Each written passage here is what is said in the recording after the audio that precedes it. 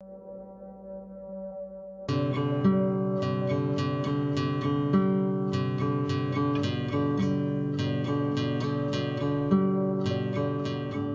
are the faces of the Briars Highland Fling.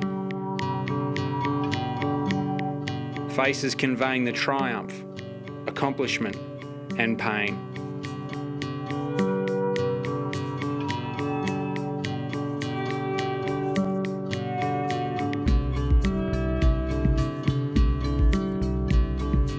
Reputed to be the toughest marathon race in the country, it also serves as the finale to Australia's premier mountain bike competition, the Real Insurance XEM Series.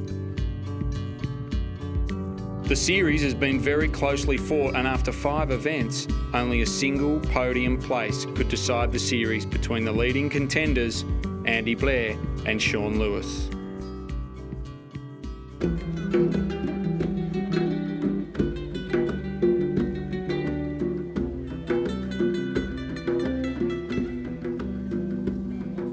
Not just the race, the Highland Fling has evolved into a true mountain bike festival with numerous support events, including the Roll-Off World Championships, the aim being to roll as far as possible without pedalling, and the Bundanoon Dash, a short, fast and tough warm-up to the next day's marathon race. Andy Blair showed he had great form coming into the event, taking the dash in style. I wasn't actually going to do it this year, but Dan McConnell was heckling me before the race and he said I've got 4th in that event 5 times, so I thought I'd better have a go at trying to actually win it. If I get 2nd, I can still win the series, but I want to win the Fling, so it's a funny thing where, you know, it's at the end of a series, which means a lot, but it's also a race that means a lot on its own, so there's sort of 2 things going on tomorrow. I think you know, I thought about a lot of scenarios and who's doing what and the series, and if it goes well, then hopefully I'll take the race and the series. Peter Mullins firing a warning shot by winning the women's category. I'm really looking forward to tomorrow. Last year was my first year and I love the course, it's amazing, and yeah, really excited to get out there again tomorrow. But saving her legs for the main race was women's series leader Jenny Fay. Well, after winning 5 from 5, yeah, it motivates me tomorrow to wrap up the series with the last one. And of course, this race is very special to me because I won it last year.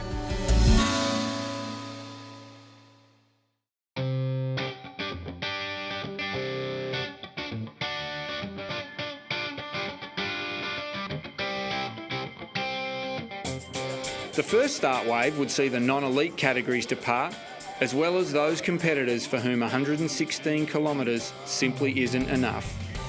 I'm doing the 100-mile event, 165 kilometres I think it ends up being. Never done that sort of distance before. This is my first Highland Fling. I've never been able to do it before, so I decided I'd have a crack at the long and fun format first.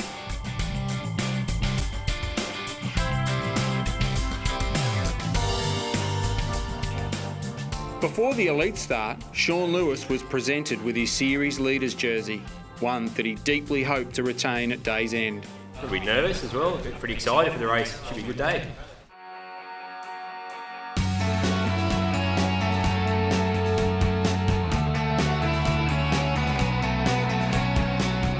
With a full complement of over 2,000 riders now on course, the race was on from the gun, the pace scorching from the first kilometre. Many calling it the highest quality field ever assembled for a mountain bike race in this country.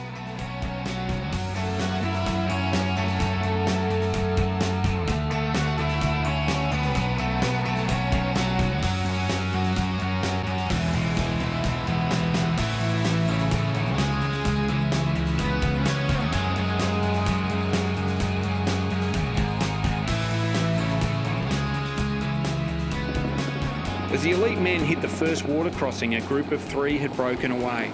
Ben Mather, Adrian Jackson and Andy Blair. They had only seconds to the main group. The gap opened as they entered the fast, open roads of Penrose Forest. Trenton Day bridged across to the leaders, while the chasing group splintered under the pressure.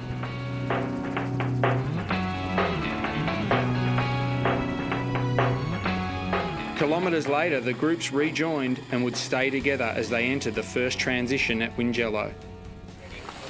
Blair and Lewis then entering into a dangerous game of cat and mouse, allowing their rivals a break as they both used up every second of the allowable transition time. The stage set for a gripping race within a race. Sean and I left together. I dropped Sean, bridged across to the other boys in the front bunch, so I was sitting on the back thinking, that's perfect. I can just sit here with 2.5 minutes up my sleeve. Peter Mullins showed again that she's on form, right on the wheel of Jenny Fay at the water crossing and leading the women into the transition. The long and gruelling King of the Mountains climb at the midpoint of the race can often prove decisive. Defending champion Dylan Cooper, Trenton Day, Brendan Johnson and Adrian Jackson all together at the start of the climb, but Blair notably absent. Cresting the climb, the rider known as AJ showed he had the legs to cement his win of the King of the Mountain classification for the series.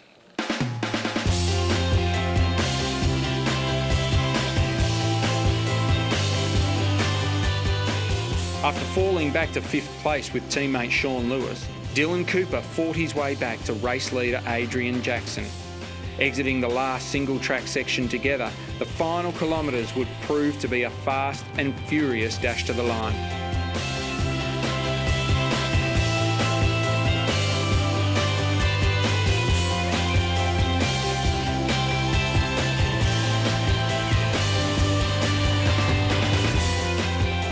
The unrelenting pace proved too much for Cooper, his legs cramping as he would watch Jackson ride solo toward the finish. After a year that has included winning the National Cyclocross Series and a string of podiums in the XCM Series, his victory in the Highland Fling caps off a stellar 2012 season for the versatile Victorian.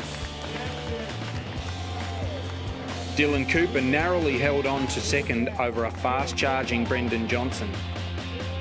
Yeah, over the moon. This is one of the biggest marathons in the country, so to win this one, it's a massive race to have on your list of victories.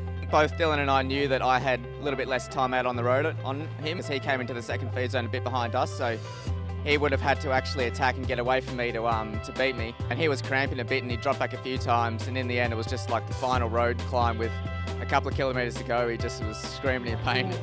Eyes then turned to the series contenders, and it was the #1 plate that came into view first.